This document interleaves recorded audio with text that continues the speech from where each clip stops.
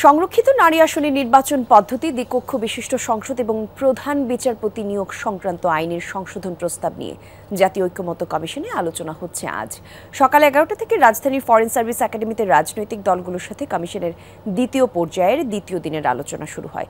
শুরুতেই ঐক্যমত্য কমিশনের সহসভাপতি ডক্টর আলী রিয়াজ বলেন, সবার সাথে আলোচনার মধ্য দিয়ে যেন একটা অবস্থানে আসতে পারে সেই চেষ্টা চলছে।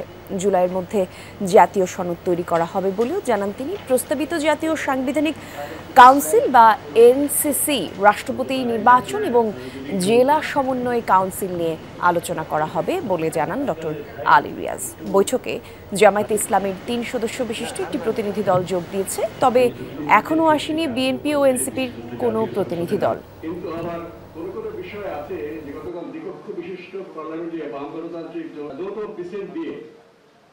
এখানে দুটো প্রস্তাব আছে, সেটা হচ্ছে যে ঘূর্ণায়মান পদ্ধতিতে স্থানীয় সমস্ত রকম স্থানীয় সরকারে 1/3 নারীদের জন্য নারীদের আসন উন্নীত করা, আরেকটি হচ্ছে ইউনিয়ন পরিষদের প্রতিটি ওয়ার্ডে একজন করে নারী সদস্য নির্বাচন।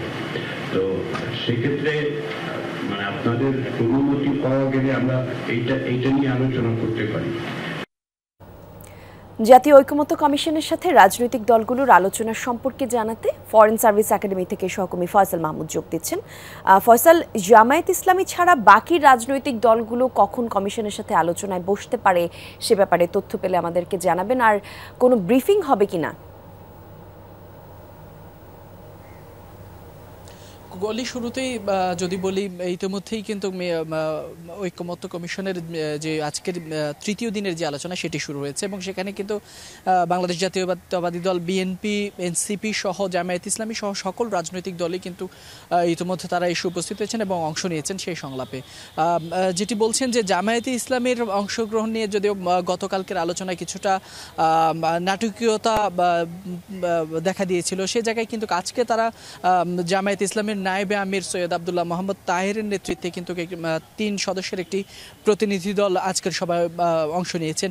এছাড়া বিএনপির স্থায়ী কমিটির সদস্য সালাউদ্দিন আহমেদের নেতৃত্বে 3 সদস্যের একটি দল এবং এনসিপির আহ্বায়ক নাহিদ ইসলামের নেতৃত্বে 3 সদস্যের আরেকটি দল, তারা কিন্তু আজকের এই বৈঠকে অংশ নিয়েছেন। বলা যায় যে আজকে গণ অধিকার পরিষদ, এবি পার্টি সহ বাংলাদেশের যে সকল অভ্যুত্থানের যে সকল সাথে যুক্ত যে সকল সংগঠনগুলো, রাজনৈতিক দলগুলো, তারা কিন্তু সকলেই আজকে ঐক্যমত্য কমিশনের এই সংলাপে অংশ নিয়েছেন এবং সেখানে কিছুক্ষণ আগেই সেই সংলাপ শুরু হয়েছে এবং সেখানে কিন্তু ঐক্যমত্য কমিশনের সহসভাপতি আলী রিয়াজ উদ্বোধনী বক্তব্য দিয়েছেন এবং তিনি সেখানে গতবারের মতো আজকেও কিন্তু তিনি জুলাইয়ের মধ্যে জুলাই সনদ দেওয়ার বিষয়টি উত্থাপন করেছেন এবং তিনি বলেছেন যাতে করে এই আলোচনা ধারাবাহিক, এই আলোচনার মধ্য দিয়ে সবাইকে ঐক্যবদ্ধভাবে যাতে সিদ্ধান্তে পৌঁছানো যায় সেই বিষয়ে তারা চেষ্টা করছেন।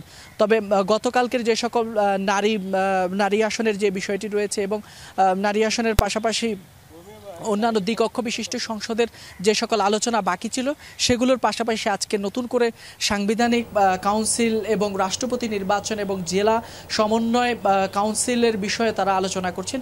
এই 3টি বিষয়ে ধারণা করা হচ্ছে আজকে হয়তো মতানৈক্য জানা যাবে এবং সেটি দুপুরের পর কিংবা বিকেল 5টার দিকে শেষ হওয়ার কথা রয়েছে এবং তারপরেই কিন্তু সকল রাজনৈতিক দলগুলো আনুষ্ঠানিক তাদের পক্ষ থেকে বক্তব্য জানাবেন বলে জানিয়েছেন আমাদেরকে। ধন্যবাদ আপনাকে।